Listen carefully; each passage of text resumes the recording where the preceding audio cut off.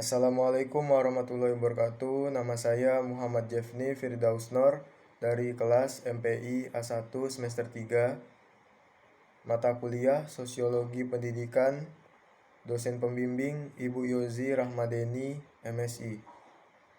Dan saya akan menjelaskan tentang pendidikan dalam perspektif fungsional Robert Camerton. Yang pertama itu fungsi manifest lembaga pendidikan, dan yang kedua fungsi laten dari lembaga pendidikan.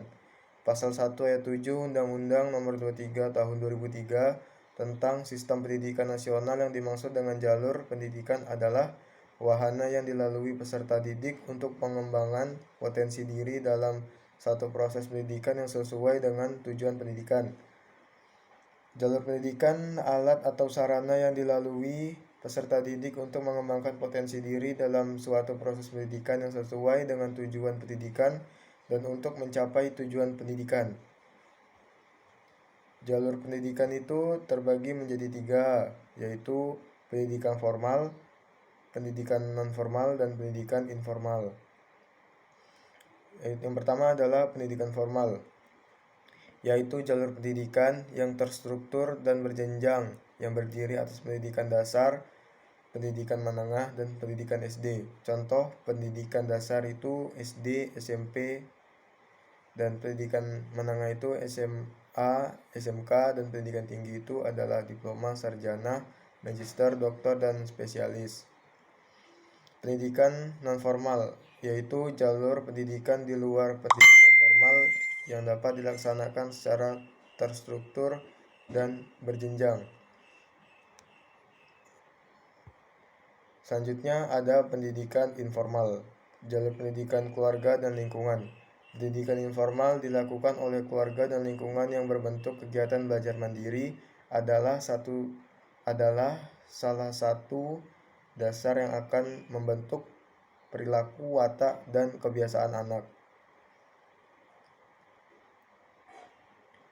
3 konsulat dalam analisa fungsional.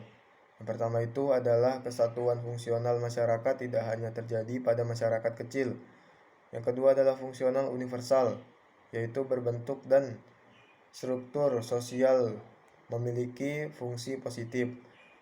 Yang ketiga adalah indispensability, yaitu fungsi negatif.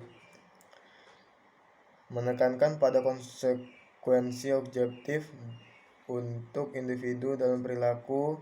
Ada yang mengarah kepada keseimbangan, tetapi ada yang tidak diketahui.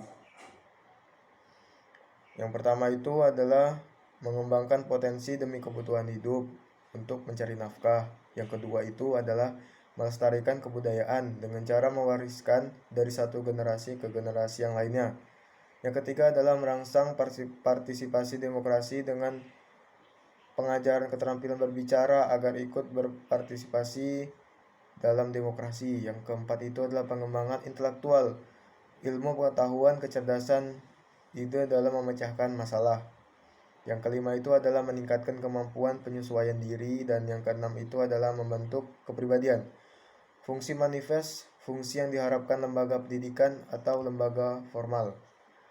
Yang pertama itu adalah mengurangi pengendalian orang tua. Orang tua melimpahkan tugas dan wewenang pendidikan anak kepada sekolah. Selanjutnya adalah menyediakan sarana untuk pengembangan. Selanjutnya yang ketiga itu adalah mempertahankan sistem kelas sosial. Dan yang terakhir itu adalah memperpanjang masa remaja, ketergantungan kepada orang tua. Jika ada keterlambatan menyelesaikan studi, artinya memperlambat masa dewasa karena anak masih tergantung secara ekonomi kepada orang tua. Baik, cukup sekian yang dapat saya jelaskan. Jika ada yang terkurang mohon dimaafkan. Saya tutup. Wabillahi taufiq wal hidayah. Wassalamualaikum warahmatullahi wabarakatuh.